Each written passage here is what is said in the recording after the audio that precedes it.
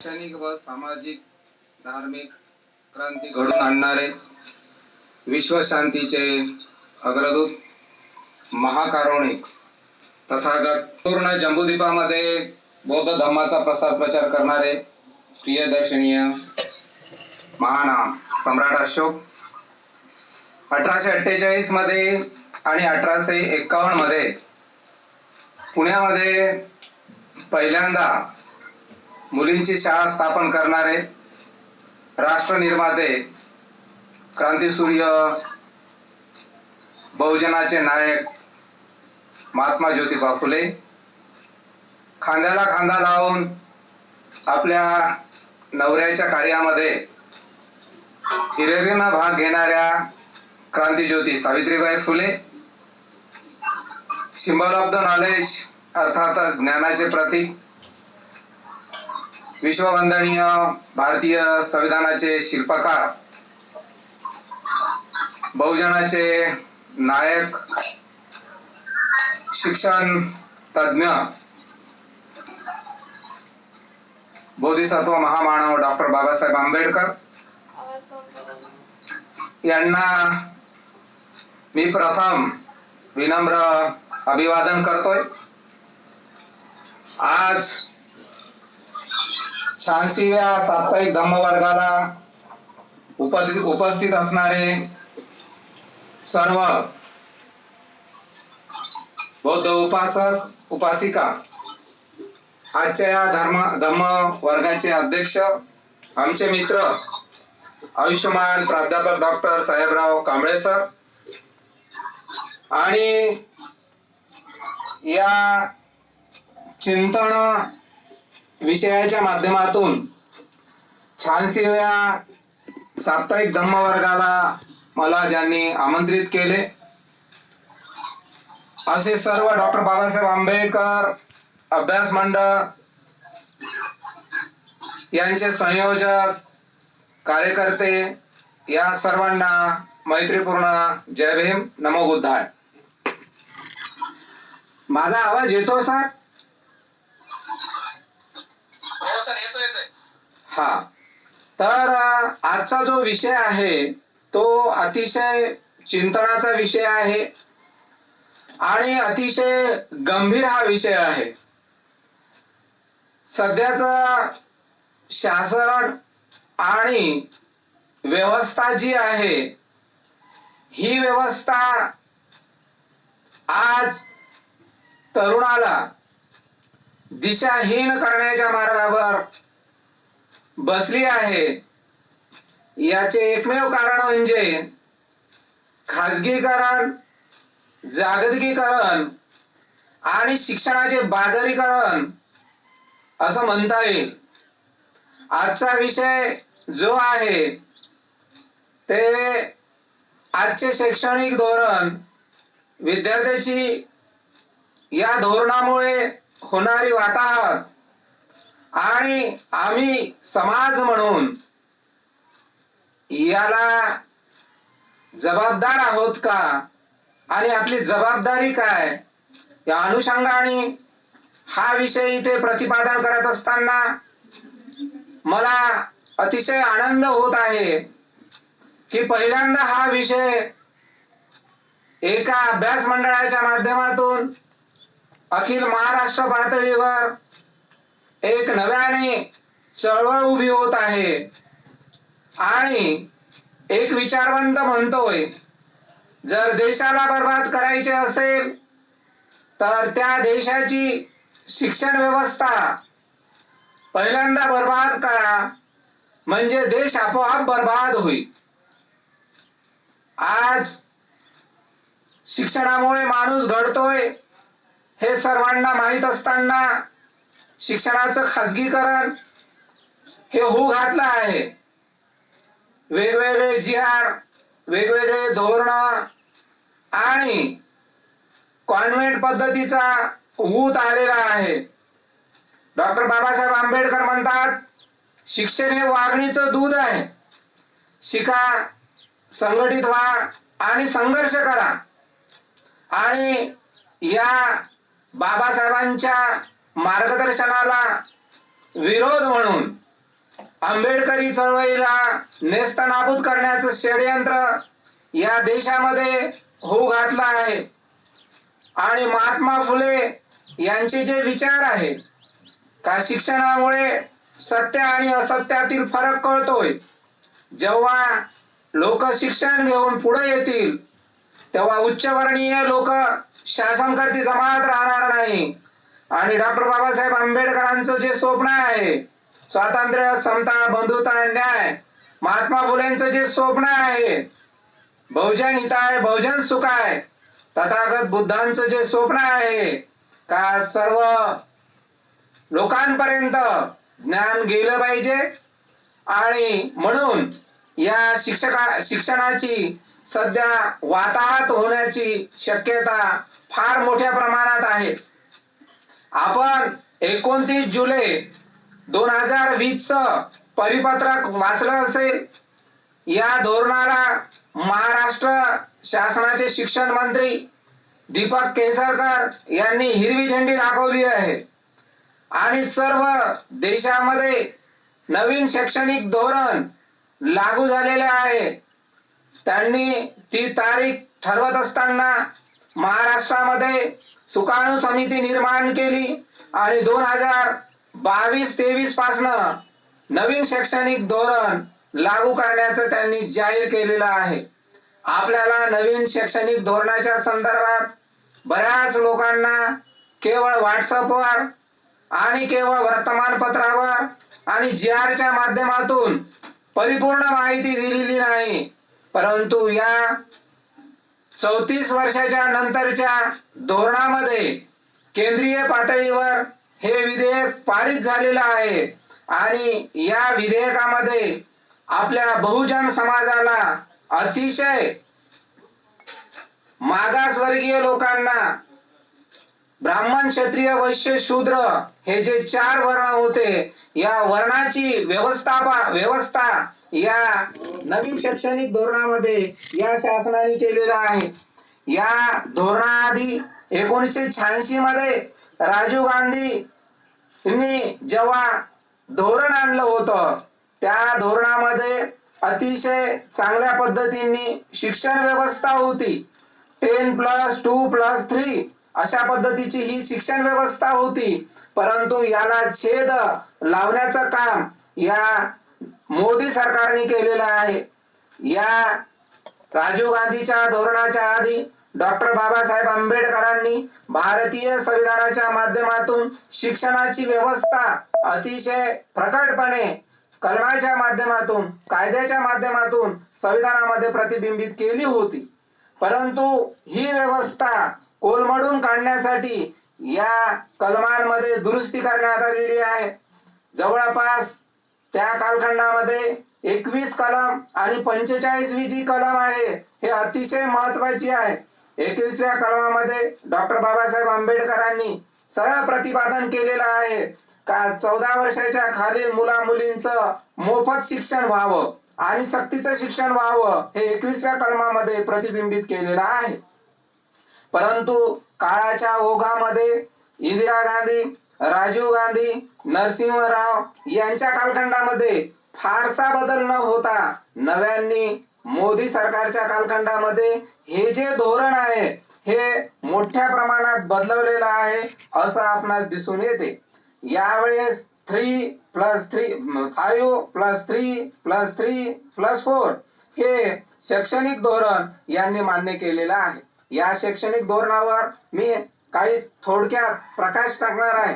हे शैक्षणिक धोरण प्रस्थापित करत असताना केंद्र सरकारने 1 ते 3 वर्षापर्यंत त्यांनी स्पष्ट सांगितलेलं आहे का हे फंडामेंटल म्हणजे मूलभूत शिक्षण सर्व राज्यांना देण्यात येईल. आणि मुलगा किंवा तो विद्यार्थी 4 वर्षाचा झाल्यानंतर इंग्लंडची शिक्षण प्रणाली आपण इथे लागू केलेली आहे काही प्रमाणात. ती अशी आहे का विद्यार्थी 4 वर्षाचा झाला का तो नर्सरी म्हणून शाळेत राहील. नंतर तो 5 वर्षाचा झाला ज्युनियर KG, 6 वर्षाचा झाला सिनियर केजी आणि 7 वर्षाचा झाला तेव्हा तो पहिल्या वर्गात जाईल आणि असं करत करत तो 7, 8, 9, 10 आणि 16 वर्षी तो 10व्या वर्गात जाईल. परंतु 10व्या वर्गात गेल्यानंतर त्याला बोर्डाची परीक्षा राहणार नाही. हे शासनाने फार मोठं शिक्षणावर एक कुऱ्हाड टाकल्याप्रमाणे केलेली आहे. जर बोर्डाची परीक्षा 10व्या वर्गावर नसेल तर तो विद्यार्थी अभ्यास करेल का, हा एक चिंतनाचा प्रश्न आहे. 2010 मध्ये सरसकट 8व्या वर्गापर्यंतचे विद्यार्थी पास करण्याचं जे शासनाचं धोरण होतं त्याच धोरणावर बीजेपी असू द्या का काँग्रेस असू द्या यांचं जे धोरण आहे हे बहुजनांची मुलं शिकले नाही पाहिजे या उद्देशाने 10व्या वर्गाचं जे बोर्ड परीक्षा आहे ती बोर्ड परीक्षा यांनी संपवलेली आहे. आणि ही बोर्ड परीक्षा संपवून त्यांनी पुढे काय केलेलं आहे तर 11वी मध्ये प्रवेश त्याला मिळेल, परंतु 6व्या वर्गापासून तर 8व्या वर्गापर्यंतचं जे शिक्षण आहे ते शिक्षण घेत असताना त्याला व्यावसायिक शिक्षणाची संधी प्राप्त होईल अशी त्यांनी व्यवस्था केलेली आहे. स्किल डेव्हलपमेंट, कौशल्य विकास या आधारावर तो जेव्हा 7व्या वर्गात जाईल, 6व्या वर्गात जाईल, 7व्या वर्गात आणि 8व्या वर्गात जेव्हा जाईल तर तेव्हा त्याला सुतार काम येतं का, त्याला गवंडी काम येतं का, त्याला टेलर काम येतं का, त्याला कुंभार काम येतं का, त्याला इलेक्ट्रिक फिटिंग येतं का, त्याला शेतीविषयक काही ज्ञान आहे का, अशा संदर्भात एकूणच मनुस्मृती इथे लागू केलेली आहे. कारण वडिलांचा जो व्यवसाय आहे तो व्यवसाय मुलांना बहुतांश वेळेस येतो आणि शिक्षणामध्ये जर वडिलांचा व्यवसाय जर मुलांना शिकवलं तर ब्राह्मणांनी शिक्षण घ्यावं, क्षत्रियांनी रक्षण करावं, वैश्यांनी व्यापार करावा आणि शूद्रांनी सेवा करावी, ही चतुर्वर्ण्य व्यवस्था याच्यामध्ये अप्रत्यक्ष प्रतिबिंबित केलेली आहे. रात्र वैरायची आहे. अतिशय कायदे, दररोजचे कायदे संविधानावर घाला घालणारे आहे, हे आपण विसरता कामा नये. सुरुवातीचं जे शिक्षण आहे 5 वर्षाचं म्हणजे nursery, junior KG, senior KG, इयत्ता पहिली आणि इयत्ता दुसरी हे 5 वर्ष त्यांचं फंडामेंटल म्हणजे मूलभूत शिक्षण होणार आहे. आणि वर्ग 3रा, 4था आणि 5वा हे 3 वर्ष जे आहे हे 3 वर्ष त्याचं प्राथमिक शिक्षण होणार आहे. आणि हे प्राथमिक शिक्षण झाल्यानंतर त्याला पूर्व माध्यमिक शाळेमध्ये 6व्या वर्गात, 7व्या वर्गामध्ये आणि 8व्या वर्गामध्ये स्किल डेव्हलपमेंट शिकवणार आहे. आणि हे स्किल डेव्हलपमेंट शिकवत असताना त्याला एखाद्या सुताराच्या घरी जावं लागेल, त्याला एखाद्या कुंभाराच्या घरी जावं लागेल, त्याला एखाद्या नाव्याच्या घरी जावं लागेल, त्याला एखाद्या इलेक्ट्रिक फिटिंग करणाऱ्याच्या घरी जावं लागेल आणि तिथे तो व्यवसाय शिकावा लागेल. याचाच अर्थ तो शाळेपासून दूर गेला पाहिजे आणि त्यानं जी विद्या घ्यायची आहे, ज्या वयामध्ये जी विद्या घ्यायला पाहिजे ती विद्या त्यांनी घेतली नाही पाहिजे, हे याच्या मागचं एक मोठं षडयंत्र आपणास दिसून येते. मग आता तो 9वी आणि 10वी झाल्यानंतर 10वीची बोर्ड परीक्षा त्याला राहणार नाही, सरळ तो 11वीत जाईल आणि त्याला एक गोंडस नाव दिलं 11वीत त्यांनी FYJC आणि सरळ त्याला 12वी मध्ये SYJC हे राहील. आणि सगळ्यात महत्वाचं इयत्ता 9वी, 10वी, 11वी, 12वी यांना वार्षिक परीक्षा राहणार नाही तर सेमिस्टर पद्धत राहील. 9वा, 10वा, 11वा या वर्गाला सेमिस्टर पद्धत राहील आणि ते पास करणे हे गुणपत्रिका न राहता त्याला केवळ त्याचं मूल्यांकन गुणपत्रक या नावावर राहणार आहे, मार्क्स राहणार नाही. त्याला थेरीच्या स्वरूपात आपल्याला लिहून द्यायचं आहे. आणि 12वीची जेव्हा बोर्ड परीक्षा होईल तेव्हा तो विद्यार्थी जर त्यांनी 5व्या वर्गात अभ्यास केला नाही, 9व्या वर्गात, 10व्या वर्गात अभ्यास केला नाही तर 12वीत त्याला किती पर्सेंटेज पडेल, तो किती हुशार होईल, त्याला कोणत्या प्रकारचा धाक राहील अभ्यासाचा, हे याचा विचार शासनाने केलेला नाही. याचा विचार आज आपल्याला चिंतन मंडळाच्या माध्यमातून करणं गरजेचं आहे. म्हणून उपस्थित सर्व विचारवंतांना मी इथे अभिप्रेत करू शकतो, इथे विचार मांडू शकतो का ही जी नवीन शिक्षण प्रणाली आहे ही नवीन शिक्षण प्रणाली विद्यार्थ्यांना नव्हे तर देशांना दिशाहीन करणारी पद्धत आहे. आता तो 12वी झाला, 12वी झाल्यानंतर त्याला एक परीक्षा द्यावं लागेल फर्स्ट इयरला जाण्यासाठी, आणि फर्स्ट इयर हे राहणार नाही, पहिलं वर्ष, दुसरं वर्ष आणि तिसरं वर्ष राहील. आणि फर्स्ट इयरला म्हणजे बीए फर्स्ट इयरचं जे आज आहे ते पास झाल्यास त्याला केवळ प्रमाणपत्र मिळेल, गुणपत्रिका मिळणार नाही.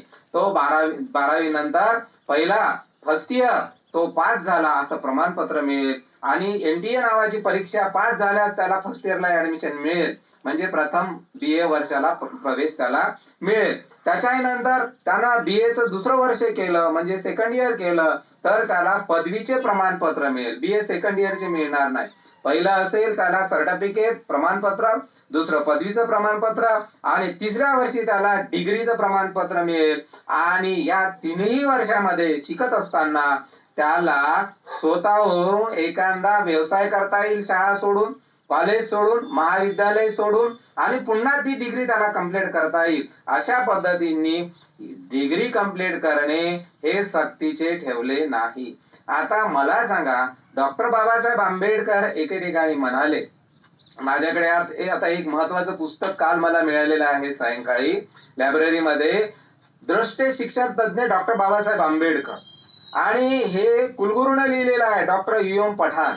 तर हे पुस्तक मिळालं असेल, कोणाला मिळत असेल तर अतिशय चांगलं आहे. या पुस्तकामध्ये डॉक्टर बाबासाहेब आंबेडकरांनी शिक्षणाच्या संदर्भात काय काय म्हटलेलं आहे हे स्पष्ट सांगितलेलं आहे. त्याचा मी पुढील व्याख्यानामध्ये उल्लेख करणार आहे. आणि हे एक शिक्षण प्राचीन आणि अर्वाचीन आहे, हे कृष्णराव हनवते यांनी लिहिलेलं आहे. हेही पुस्तक अतिशय चांगलं आहे. तर बाबासाहेब या पुस्तकामध्ये असे म्हणतात का विद्यार्थ्याचं जे शिक्षण आहे ते फर्स्ट इयर असू द्या का 12वी असू द्या, प्राथमिक असू द्या का माध्यमिक असू द्या, तर तो विद्यार्थी एखाद्या विषयामध्ये निपुण झाला पाहिजे. अर्थशास्त्र असू द्या, इकॉनॉमिक्स असू द्या, सोशियोलॉजी असू द्या, पॉलिटिकल सायन्स असू द्या, हिस्ट्री असू द्या, इंग्रजी असू द्या, सोशल सायन्स असू द्या, बायोलॉजी, केमिस्ट्री, फिजिक्स असू द्या, मॅथ असू द्या, तर त्या विषयामध्ये तो पारंगतच झाला पाहिजे. असा विषय त्याला शिक्षण मंडळाने द्यावा, म्हणजे तो 5व्या वर्गापासून तर त्याचं MA, MPhil, PhD पर्यंत त्या विषयामध्ये तो पारंगत झाला पाहिजे. आणि नवीन शैक्षणिक धोरण काय म्हणतो का तुम्हाला 12वी मध्ये शिकत असताना सायन्सचेही सुद्धा 3 विषय घेता येईल, किंवा कॉमर्सचे 3 विषय घेता येईल, आणि आर्ट मध्ये तुम्हाला पदवी मिळेल. आर्टच्या विद्यार्थ्याला सायन्सचे विषय कसे घेता येईल, आणि घेतलं तर त्याचा फायदा काय, याचा विचार या शैक्षणिक धोरणामध्ये कोणी मांडायला लागलंय नाही. म्हणजे तो विद्यार्थी इकडेही नाही आणि तिकडेही नाही, मधातच अटकून बसण्याची या विद्यार्थ्याची सध्याची डामाडोल परिस्थिती आहे. आणि म्हणून ही शिक्षण व्यवस्था निर्माण करत असताना त्यांनी MPhil सुद्धा कॅन्सल केलेलं आहे, मास्टर ऑफ फिलॉसॉफी. आणि हे मास्टर ऑफ फिलॉसॉफी आम्ही करत असताना आम्हाला काय तत्वज्ञान राहतं, रुसो काय आहे, प्लेटो काय आहे, अरिस्टॉटल काय आहे, हॉब्स काय आहे, लेनिन काय आहे, स्टॅलिन काय आहे, बुद्ध तत्वज्ञान काय आहे, स्टेट अँड मायनॉरिटीज काय आहे, याच्यावर आपण MPhil करू शकतो. आणि हे करत असताना सर्व भारतीय विचारवंत, फॉरेनचे विचारवंत याच्यावर फिलॉसॉफी मांडता कामा नये. कारण फिलॉसॉफी जर माहीत झाली लोकांना, विद्यार्थ्यांना, तर तो विद्यार्थी पेटून उठेल, तो शासनाच्या विरोधात बोलेल. म्हणजे शिक्षण हे वाघणीचं दूध आहे, हे MPhil गाळून, 10व्या वर्गाची परीक्षा बोर्डाची गाळून यांनी इथे कबूल केलेला आहे. सगळ्यात महत्वाचा मुद्दा मला इथे मांडायचा आहे का बीए म्हणजे BA first year, second year, final आजचं जे आहे तशा पद्धतीचं 3 वर्ष होईल, आणि नंतर मास्टर डिग्री जी 2 वर्षाची होती ती 1 वर्षावर करण्यात आलेली आहे. आणि मास्टर डिग्री झाल्यावर सरळ त्याला PhD करता येईल. आता शासनाने PhD साठी केवळ 1 वर्षाची मास्टर डिग्री ठेवलेली आहे. मग हे धोरण राबवत असताना महाविद्यालयीन पदवी 3 वर्षाची आणि 1 वर्षाचं मास्टर डिग्री अशा पद्धतीने यांना अभ्यास करता येणार आहे. हे आहे नवे शैक्षणिक धोरण. आणि संविधानामध्ये जो शब्द प्रतिबिंबित केला होता तो शब्द या नवीन शैक्षणिक धोरणाने गाळला, आणि शिक्षण मंत्रालय, भारत सरकार असा हा शब्द इथे त्यांनी प्रतिबिंबित केलेला आहे. मग मला एक सांगा, भारतातील संविधानातील एक एक कलम बाद करत हे लोक पुढे चाललेले आहे. केंद्रीय मनुष्यबळ विकास मंत्रालय याचं नाव बदलवण्याची काहीही गरज नसताना शिक्षण मंत्रालय हे केलेलं आहे आणि केंद्र सरकारने, केंद्रीय शिक्षण मंत्र्यांनी हे लागू केलेलं आहे. अशा पद्धतीनं हे नवीन शैक्षणिक धोरण आपल्याला इथे सांगता येईल. आता या नवीन शैक्षणिक धोरण मी जेव्हा सांगितलं तेव्हा याचे काही निष्कर्ष निघतात आणि हे निष्कर्ष मांडत असताना मला असं म्हणायचं आहे का देशामध्ये कला, कौशल्य, स्किल याची आवश्यकता आहे, नाही असं नाही, परंतु हे करत असताना विद्यार्थी हा ज्ञानी बनला पाहिजे, हा मुख्य उद्देश असला पाहिजे आणि हा मुख्य उद्देश टाळण्यासाठी नवीन शैक्षणिक धोरण लागू झालं काय असं मला वाटतंय.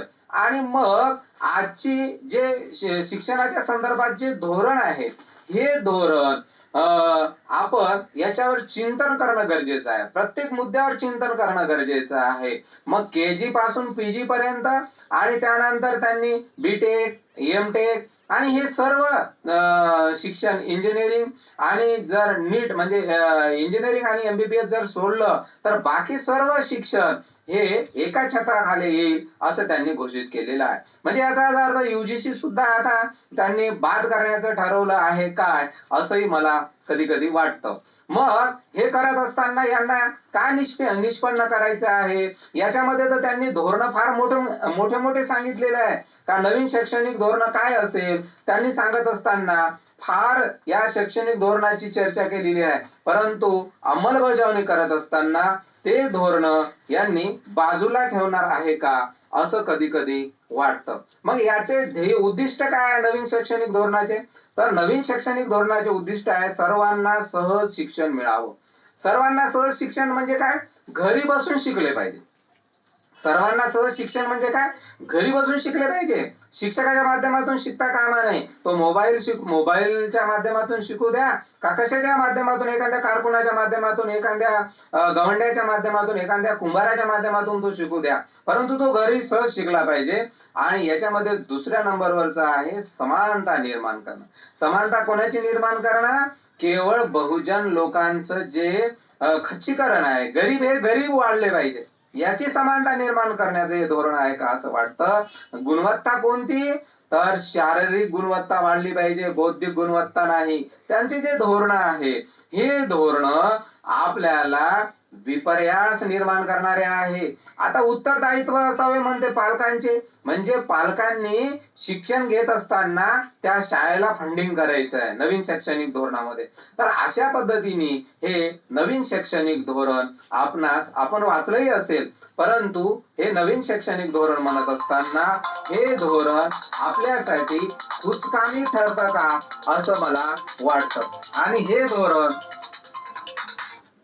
म्हणत असताना पुढं सर्वात महत्वाची जबाबदारी आपल्यावर येऊन पडलेली आहे का आजचे शैक्षणिक धोरण हा आपल्यासाठी ऐरणीवरचा विषय आहे आणि हा विषय आपल्याला समजलं आणि आज, काल आणि उद्या या तिन्ही गोष्टीचा आता आपण विचार करणार आहोत.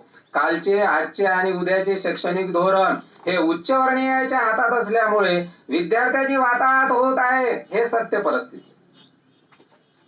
सत्ता ज्यांच्याकडे आहे त्यांच्याकडे सर्व सूत्र, सर्व शैक्षणिक, सामाजिक, धार्मिक, आर्थिक सर्व गोष्टी त्यांच्याकडे उपलब्ध असतात. आजच्या विद्यार्थ्याची वाताहत का होत आहे? पहिलं कारण हे सांगत असताना मी असं म्हणेल का जिल्हा परिषदच्या शाळा ओस पडत आहे.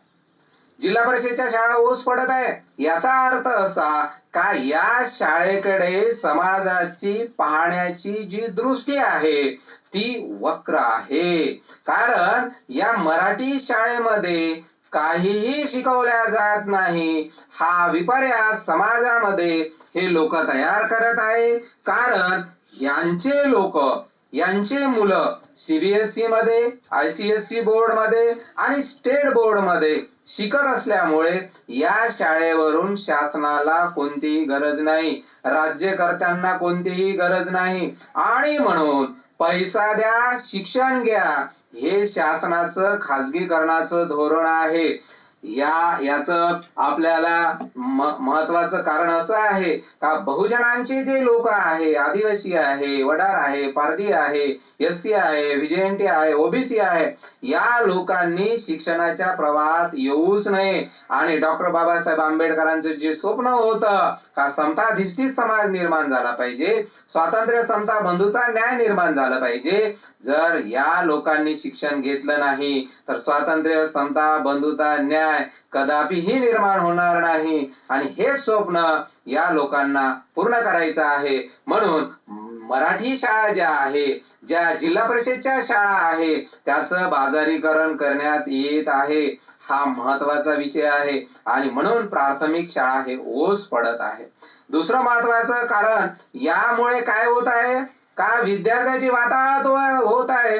का वातावरण होत आहे? कारण ग्रामीण भागामध्ये कोणत्याही प्रकारचं कॉन्व्हेंट नाही आणि कॉन्व्हेंट नसल्यामुळे हा मुलगा पाणी, पावसात, थंडीत, उन्हात तो एखाद्या फोर व्हीलर मध्ये बसून जातो, घरी येतो आणि घरी आल्यानंतर त्यांच्या वडिलाला एबीसीडी सुद्धा येत नाही आणि तो आपल्या मुलाला काय शिकवल? त्याचे ट्युशनचे प्रॉब्लेम, त्याच्या जाण्या येण्याचे प्रॉब्लेम आणि शहरी भागाचे मुलं हे शहरामध्ये प्रॉपर असल्यामुळे त्याची वाताहत होण्याची काही कारण नाही. आज 70% भाग हा ग्रामीण भागात राहतो आणि ग्रामीण भागाचा हा देश आहे आणि या ग्रामीण भागाचा विचार या कॉन्व्हेंट पद्धतीमध्ये कोणत्याच पद्धतीने केलेला नाही. त्यामुळे ही कॉन्व्हेंट पद्धतीमुळे पालकांची आणि विद्यार्थ्यांची वाताहत होताना आपल्याला दिसत आहे. सगळ्यात महत्वाची गोष्ट, या कॉन्व्हेंट मध्ये मातृभाषा शिकवल्या जात नाही, मातृभाषेमधून शिक्षण दिल्या जात नाही. मातृभाषा ही आपल्या आईची भाषा आहे आणि आईची भाषा असल्यामुळे ती भाषा शिकवणं गरजेचं आहे. डॉक्टर बाबासाहेब आंबेडकर म्हणतात मातृभाषेतून प्राथमिक शिक्षण दिल्यामुळे विद्यार्थ्याची आकलन क्षमता वाढते. डॉक्टर बाबासाहेब आंबेडकर असेही म्हणतात चौकस बुद्धी निर्माण करायची असेल तर मातृभाषेतून प्राथमिक शिक्षण देणं गरजेचं आहे. सृजनशीलता निर्माण हे मातृभाषेमधून निर्माण होतो आणि विचार न करता विचार मांडताना न घाबरता तो आपला विचार मांडू शकतो. परंतु इंग्रजी शाळेमध्ये इंग्रजीचं ज्ञान दिल्यामुळे तो पाहिजे त्याप्रमाणे ते ज्ञान स्वतः समाविष्ट करू शकत नाही. म्हणून प्रसिद्ध शास्त्रज्ञ डॉक्टर अनिल कोकाडेकर म्हणतात महाराष्ट्रात शैक्षणिक घसरण का होत आहे आणि हे जर थांबवायचं असेल तर इंग्रजी माध्यमाचे जे स्तंभ माजलेले आहे ते थांबवणं गरजेचं आहे. अशा पद्धतीने इंग्रजी शाळेचं अवास्तव महत्व निर्माण होत आहे. त्यामुळे विद्यार्थ्याची वाताहत होत आहे. आपापल्या उत्पन्नाच्या प्रमाणामध्ये 100 रुपये दररोजचं उत्पन्न असेल, 500 रुपये दररोजचं उत्पन्न असेल, 1000 रुपये दररोजचं उत्पन्न असेल, त्या उत्पन्नाच्या प्रमाणात पालक लोक हे आपल्या मुलाला कॉन्व्हेंट मध्ये टाकत आहे. परंतु रोजमजुरी करणाऱ्यांचं काय? कारण जिल्हा परिषदेची अवस्था अतिशय दयनीय या शासनाने केलेली आहे. कंत्राटी पद्धतीवर शिक्षकांची भरती, कंत्राटी पद्धतीवर सर्व व्यवस्था निर्माण केलेली आहे आणि जवळपास 62 लाख शाळा ह्या खाजगीकरण होऊ घातलेल्या आहे. सोबतच शासनाने ज्या काही संस्था आहे, ज्या काही नगर परिषदेच्या शाळा आहे, स्थानिक स्वराज्य संस्थेच्या शाळा आहे, इथे खेळ, उद्योगधंदे, कला, संगीत हे सर्व बंद करण्याच्या मार्गावर आणून ठेवलेलं आहे. बऱ्याच ठिकाणी महाविद्यालयीन स्पर्धा, कॉलेजच्या स्पर्धा किंवा हायस्कूलच्या स्पर्धा, ज्युनियर कॉलेजच्या स्पर्धा होताना आपल्याला दिसत आहे. कारण स्पर्धा घ्यायचं म्हटलं तर खर्चिक बाब आहे आणि या मोबदल्यात त्यांनी ऑनलाईन शिक्षण हे सुरू केलेलं आहे. तर हे करत असताना आपले IAS, आपले IPS, आपले IFS होताना भविष्य काळामध्ये दिसणार नाही. कारण अभ्यासामध्ये जास्तीत जास्त परिश्रम घेणारा हा ग्रामीण भागाचा विद्यार्थी आहे आणि परिश्रम घेतात परंतु संधी नाही आणि एखाद्याला बांधून ठेवला जाते आणि एखाद्याला मोकळं केल्या जाते. मग या स्पर्धेमध्ये बांधून ठेवणारा जिंकणार का मोकळा असणारा विद्यार्थी जिंकणार, हा प्रश्न आज या व्यवस्थेने आपल्या समोर उभा केलेला आहे. या देशामध्ये आज आपण म्हणत असताना पोटाला चिमटा देऊन गरीब वर्ग आणि बहुजन वर्ग आपल्या मुलांना शिकवत आहे, परंतु हे शिक्षण घेत असताना ते 12वी पर्यंत शिक्षण घेतात आणि 12वीच्या नंतर नीटचा अभ्यासक्रम असू द्या, GEEचा अभ्यासक्रम असू द्या, IITचा अभ्यासक्रम असू द्या, बीटेकचा अभ्यासक्रम असू द्या, MBAचा अभ्यासक्रम असू द्या किंवा कोणताही अभ्यासक्रम असू द्या, हे लाखो रुपये फीस भरल्यानंतर नीटचे क्लासेस 4 लाख रुपये, 11वी 2 लाख आणि 12वीचे 2 लाख रुपये भरल्याशिवाय तो नीटची तयारी करू शकत नाही. क्लासचा पुरं झालेला आहे आणि अशा पद्धतीने हे सर्व करत असताना आपला गरीब वर्ग कुठेतरी मागे राहत आहे असं मला वाटतं. भारतीय राज्यघटनेच्या कलम 21 मध्ये तर बाबासाहेबांनी स्पष्ट लिहिलं होतं, 6 ते 14 वर्षाच्या मुला-मुलींना मोफत आणि सक्तीचं शिक्षण द्या.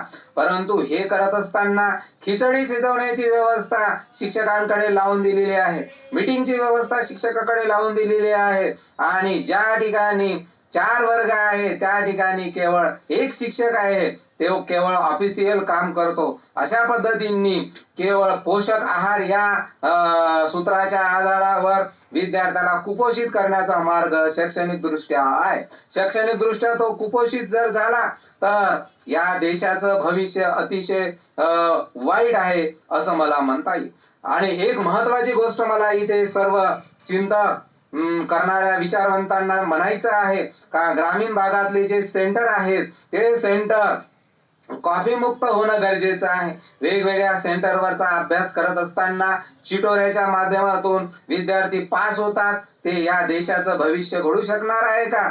आणि सगळ्यात महत्वाचं 20% ग्रँट, 40% ग्रँट आणि या 20%च्या पगारावर काम करणारा शिक्षक त्याचं शिक्षणामध्ये शिक्षण देत असताना पाहिजे त्या प्रमाणात प्रामाणिकपणे तो काम करू शकेल का, याकडे शासनाचं दुर्लक्ष आहे. आज ग्रामीण भागामध्ये दारूचे प्रत्येक गावामध्ये व्यवसाय निर्माण झालेले आहे, दारूचे दुकानं तयार झालेले आहे, पानठेले बसवण्यात आलेले आहे, वेगवेगळ्या ठिकाणी धार्मिक सण उत्सव दररोजच साजरा केला जात आहे. अशा या गोंधळाच्या वातावरणामध्ये जे काही विद्यार्थी अभ्यास करतात, परंतु आजूबाजूच्या वातावरणामुळे त्या अभ्यासात त्यांचं मूड लागत नाही. म्हणून शासनाने हे दारूच्या दुकानाच्या ऐवजी वाचनालयाचे दुकान निर्माण करणं काळाची गरज आहे. शासन आज उदासीन दिसत आहे. 1 लाख जागा महाराष्ट्रात रिक्त शिक्षकाच्या असताना एकही जागा शासन भरण्यास तयार नाही आणि नवीनच GR त्यांनी काढला, कंत्राटी पद्धतीने सर्व पद भरण्यात येईल. 85 वेगवेगळ्या पद कंत्राटी पद्धतीनं भरण्यात येईल असं त्यांनी जाहीर केलेलं आहे. शिक्षकांना वेगवेगळे कामं लावून दिलेले आहे, मतदानात नोंद, त्याच्यानंतर मतदानामध्ये ड्युटी, त्याच्यानंतर वेगवेगळे प्रशिक्षण, त्यानंतर वेगवेगळे मूल्यमापन इत्यादी त्यांना कामं लावून दिलेले आहे. अशा पद्धतीनं शासन हा स्पर्धा शासन निर्माण करत आहे आणि ही स्पर्धा निर्माण करत असताना रिटायर झालेल्या माणसाला पुन्हा कामाला लावणे म्हणजेच बेकारीचं प्रमाण वाढवणे हा शासनाचा कटकारस्थान चालू आहे. यामुळे विद्यार्थ्याची वाताहत होत आहे. रेल्वेची भरती असू द्या, तलाठ्याची भरती असू द्या, पोलीस पाटलाची भरती असू द्या, ग्रामसेवकची भरती असू द्या, वनरक्षकांची भरती असू द्या, रेल्वेची असू द्या, पोस्टाची असू द्या, ह्या सगळ्या भरत्या करत असताना जागा कमी काढतात आणि लाखो फॉर्म येतात. म्हणून हे फॉर्म भरत असताना विद्यार्थ्याचा शिक्षणाकडे पाहण्याचा दृष्टिकोन हा निगेटिव्ह झालेला आहे. म्हणून प्रत्येक पालकांना आज वाटतं शिक्षण घेऊन फायदा काय, विद्यार्थ्यांना वाटतं शिक्षण घेऊन फायदा काय, म्हणजेच शिक्षणाच्या संदर्भात निरागस वातावरण या शासनाने सध्या तयार केल्यामुळे विद्यार्थ्याची वाताहत होत आहे, त्याचसोबत पालकांची सुद्धा वाताहत होत आहे. आज शिक्षणाचं खाजगीकरण सर्व क्षेत्रामध्ये होऊ घातलेलं आहे. आज बीटेक केलेला पोरगा, इंजिनिअरिंग झालेला पोरगा किंवा वेगवेगळ्या क्षेत्रामध्ये B.Pharm, D.Pharmacy, नर्स अशा पद्धतीने हे जे वेगवेगळे पदव्या घेतलेले, PhD, MPhil झालेले, MA झालेले, BA झालेले पोरं ऑटो रिक्षा चालवत असताना आपल्याला दिसतात.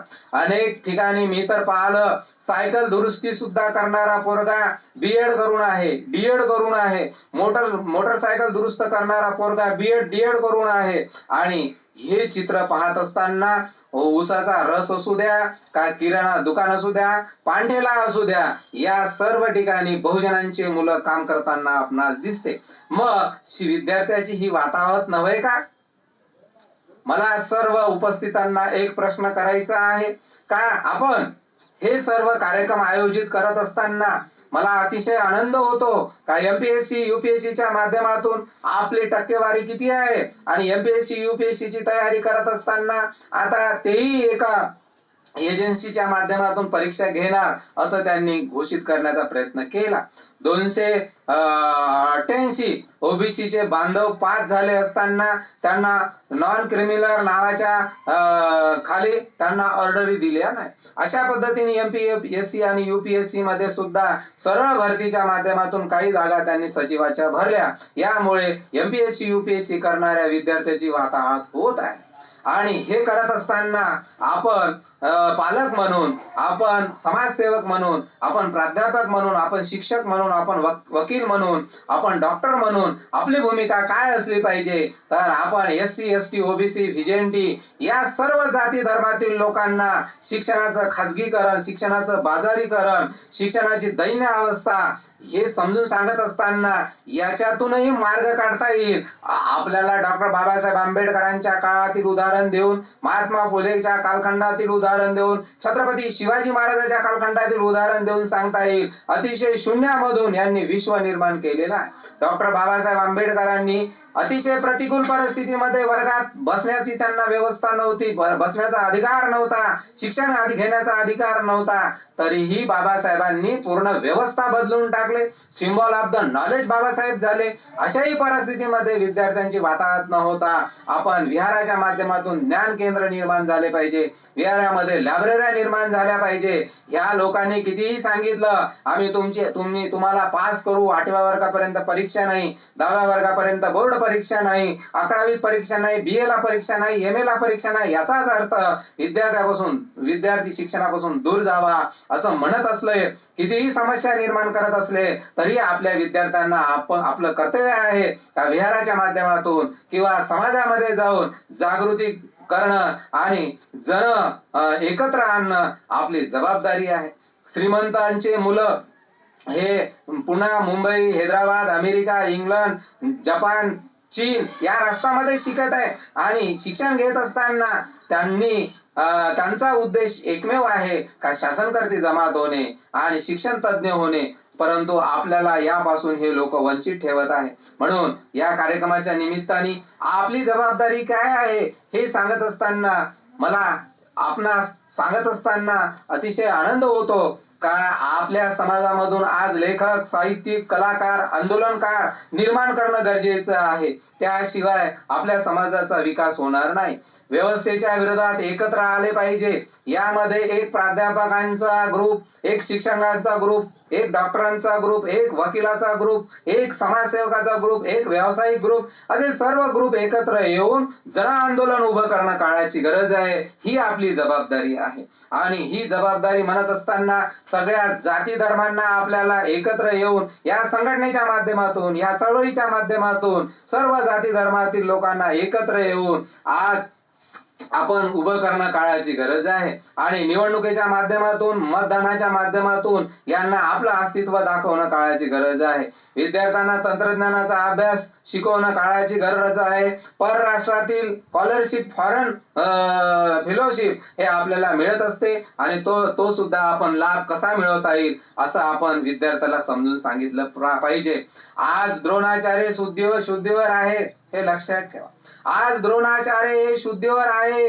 आता त्याची नजर तुमच्या अंगठ्यावर नाही तर त्याची नजर केवळ आपल्या बुद्धीवर आहे. आज तो आपला अंगठा कापून घेणार नाही. द्रोणाचार्य आज आपली बुद्धी कापून घेण्याचा तो प्रयत्न करत आहे. यामध्ये एक कवीनी अतिशय चांगल्या पद्धतीने लिहिलेले आहे. दलालांनी आजची सारी सारी शिक्षण व्यवस्था नासावली. दलालांनी आजची सारी सारी शिक्षण व्यवस्था नाचवली. समोर संविधानाला पैशासाठी बाजारात बसवलं. समोर संविधानाला पैशासाठी बाजारात बसवलं. नगरपालिकेच्या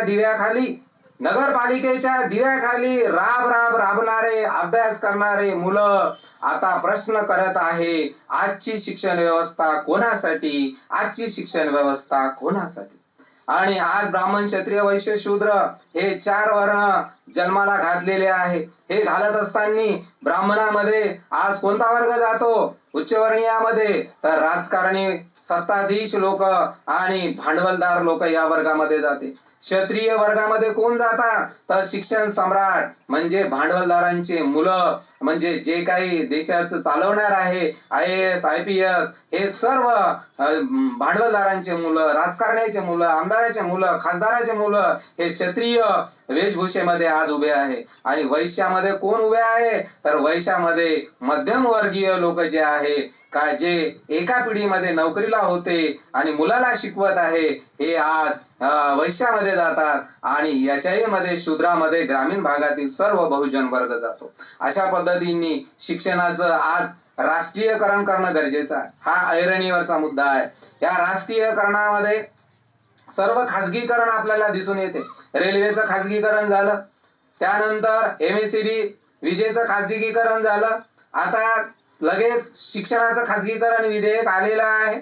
वेगवेगळ्या संस्थेला शाळा विकणार आहे आणि सगळ्याच बाबतीचं खाजगीकरण होणार आहे. म्हणून आज सगळं वातावरण गोंधळाचं निर्माण झालेलं आहे. शिक्षणाचं राष्ट्रीयकरण करायचं असेल तर जन आंदोलनाशिवाय पर्याय नाही. आणि राष्ट्रीयकरण झालं तर बाबासाहेब म्हणतात का कलेक्टरचा मुलगा आणि कामवालीचा मुलगा एका डेस्क बेंचवर शिकले पाहिजे. याला म्हणतात समता, याला म्हणतात राष्ट्रीयकरण. आणि अशा पद्धतीने हे करत असताना देवस्थानाची जी सगळी संपत्ती आहे हे शिक्षणावर खर्च केला पाहिजे, असं विधेयक पारित झालं पाहिजे. यासाठी जन आंदोलन करण्याची गरज आहे.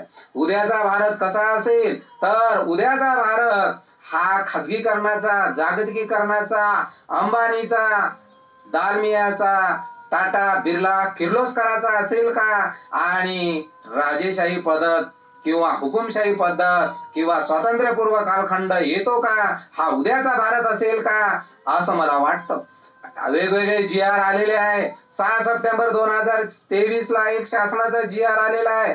सर्व पद जे काही 138 जागा आहे वेगवेगळ्या क्षेत्रातल्या, म्हणजे त्यामध्ये IAS, IPS, IFS, त्याच्यानंतर ग्रामसेवक, तलाठी, नगर परिषद, सर्व वन विभागाच्या जागा, अशा 138 जागा ह्या कंत्राटदार पद्धतीनं भरणार असा GR पारित झालेला आहे. या GR ला एकाही संघटनेनं विरोध केला नाही, एकही चळवळ आली नाही, एकही पक्ष पुढे आलेला नाही. ही जबाबदारी आपल्या सर्व सुशिक्षित वर्गावर, बाबासाहेबांच्या विचारांच्या लोकांवर येऊन पडलेली आहे. कारण आज सर्व अजगराच्या भूमिकेमध्ये झोपून आहे. उद्याचं भविष्य हे अतिशय आपल्यासाठी वाईट राहणार आहे हे लोकांना जाणीव नाही. 18 सप्टेंबर 2023 ला एक शासनाने GR काढला. ते सर्व शाळा दत्तक देणार हा शासनाचा निर्णय आहे. 62,000 शाळा याचा समावेश करण्यात आलेला आहे. मग वेगवेगळ्या नगर परिषदेचा असो, जिल्हा परिषदेचा असो, मग या जर प्रायव्हेट झाल्या तर आजचे जे शिक्षक आहे उद्याचे गुलाम शिक्षक म्हणून काम करेल. त्यांना GPF ची हमी नाही, त्यांना पेन्शनची हमी नाही, त्यांना पगाराची हमी नाही, त्यांना मेडिकल बिलची हमी नाही, त्याला त्यांच्या मुलांना कोणत्याही प्रकारची हमी नाही. आज आजारी पडला, उद्या घरी बस, अशा पद्धतीने हा कंपनीला सगळ्या शाळा देणार आहे. 62,000 शाळा देणार आहे. 62,000 शाळेतील शिक्षक हे गुलाम होणार आहे. म्हणून महात्मा फुले म्हणतात, विद्या हे धन आहे रे श्रेष्ठ साऱ्या धनावणी, जिचा साठा तयापसी त्याच म्हणती श्रेष्ठ धन. शिक्षण हा माणसाचा तिसरा डोळा आहे आणि म्हणून आपण शिकलेल्या लोकांनी हा तिसरा डोळा ओपन करणं गरजेचं आहे. SC, ST, VJNT, OBC सर्व जाती धर्मावर आज अतिशय अन्यायकारक हे सगळं प्रकरण घडत आहे. जाता जाता मी एवढंच सांगेल का ट्युशन क्लास आज याचा पूर आलेला आहे. 12वी नंतर 10वी नंतर किंवा 5व्या वर्गापासून पहिल्या वर्गापासून आपण ट्युशन क्लासला त्याला शिकवणी वर्गाला पाठवतो. शिकवणी वर्गाचा व्यवसाय झालेला आहे. याला कुठं आळा आणता येईल का याची जबाबदारी आपल्यावर येऊन पडलेली आहे. खाजगीकरणाची तर आहे, पण शिकवणी वर्गाची सुद्धा आहे.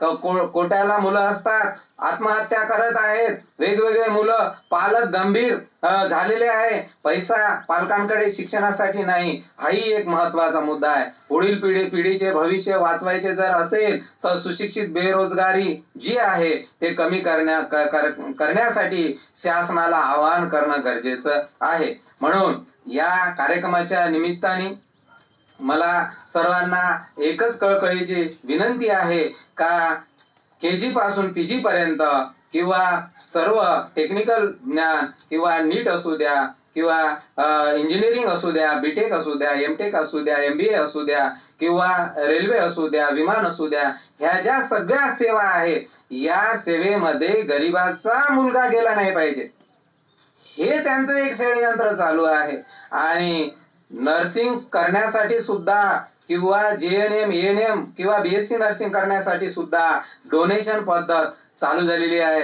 आणि हे करत असताना त्यांचे मुलं जपान, चीन मधून खाजगीकरणाच्या नावावर एमबीबीएसच्या पदव्या घेऊन येत आहे, वेगवेगळ्या पदव्या घेऊन येत आहे. आणि प्रत्येक डिप्लोमेमध्ये त्यांनी 10 जागा 15 जागा ह्या प्रायव्हेट ठेवलेल्या आहेत. आणि या प्रायव्हेट जागेवर ज्यांच्याकडे पैसे आहे तो तिथे त्या सिलेबसला, त्या अभ्यासक्रमाला तो भाग घेत समाविष्ट होतो. आणि असा डॉक्टर, असा इंजिनियर, असा शिक्षक देश घडवेल का जो 10 लाख 1 कोटी रुपये, आजच्या भाषेत सांगायचं म्हटलं तर एमबीबीएस करण्यासाठी 1 कोटी रुपये डोनेशन भरल्या जात आहे. नर्सिंग करण्यासाठी 10 लाख रुपये डोनेशन आहे. बीएएमएस करण्यासाठी 20 लाख रुपये डोनेशन आहे. आता गरिबांनी करायचं काय? गरिबांनी एमबीबीएस करायचं नाही, गरिबांनी डॉक्टर व्हायचं नाही, गरिबांनी इंजिनियर व्हायचं नाही, गरिबांनी शिक्षक व्हायचं नाही. आता सिनियर कॉलेजचा रेट असू द्या, ज्युनियर कॉलेजचा रेट असू द्या, हायस्कूलचा रेट असू द्या, हे सर्व पैशाच्या याच्यावर झालेलं आहे.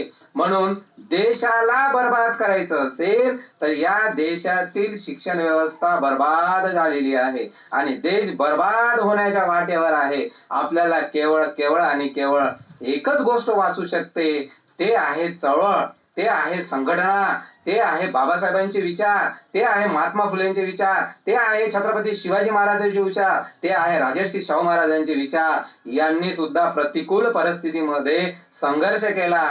महात्मा फुलेचा संघर्ष आपणास माहित आहे, बाबासाहेबांचा संघर्ष माहित आहे, छत्रपती शिवाजी महाराजांचा संघर्ष माहित आहे. आणि हा संघर्ष आज होण्याची काळाची गरज आहे. मैदानावर उतरल्याशिवाय काही फायदा नाही. व्याख्यानाच्या माध्यमातून केवळ ज्ञान प्राप्त होते हेही गरजेचं आहे, परंतु फील्डवर आणि लोकांना जागृत करणं गरजेचं आहे. केवळ अंधश्रद्धा, बुवाबाजी, जादूटोणा, कर्मकांड यामुळे देशाचा विकास कदापिही होणार नाही. भगवद्गीता असू द्या की वेद असू द्या, पुराण असू द्या किंवा अरण्यके असू द्या, गीता असू द्या, या माध्यमातून आध्यात्मिक ज्ञान दिल्यामुळे देशाचा विकास कदापिही होणार नाही. या विद्यार्थ्यांना वैज्ञानिक ज्ञान, संविधानाचं ज्ञान, 30% सीबीएसईचा अभ्यासक्रम कमी केला, त्यामध्ये फक्त संविधान मूल्य कमी केलेलं आहे. बाबासाहेबांचा एकही लेसन नाही. सर्व बाबासाहेब असू द्या, छत्रपती शिवाजी महाराज असू द्या, राजर्षी शाहू महाराज असू द्या, महात्मा फुले असू द्या, हा अभ्यास मंडळातून बाद केलेला अभ्यासक्रम आहे. कारण चतुर्वर्णीय व्यवस्था निर्माण करायची आहे, मनुवादी व्यवस्था निर्माण करायची आहे, संविधानाचं खच्चीकरण करायचं आहे. संविधानात बदलवण्याचं जे षडयंत्र आहे ते त्यांचं अतिशय गोंधळाच्या वातावरणामध्ये परिपूर्ण ते करत आहे. आणि आपण जर झोपून असलो तर येणाऱ्या पिढीचं आयुष्य बर्बाद झाल्याशिवाय राहणार नाही. मी बरंच बोललो, माझं काही चुकलं असेल तर मी सर्वांना माफी मागतो. सर्वांना मैत्रीपूर्ण जय भीम, जय संविधान, नमो बुद्धाय.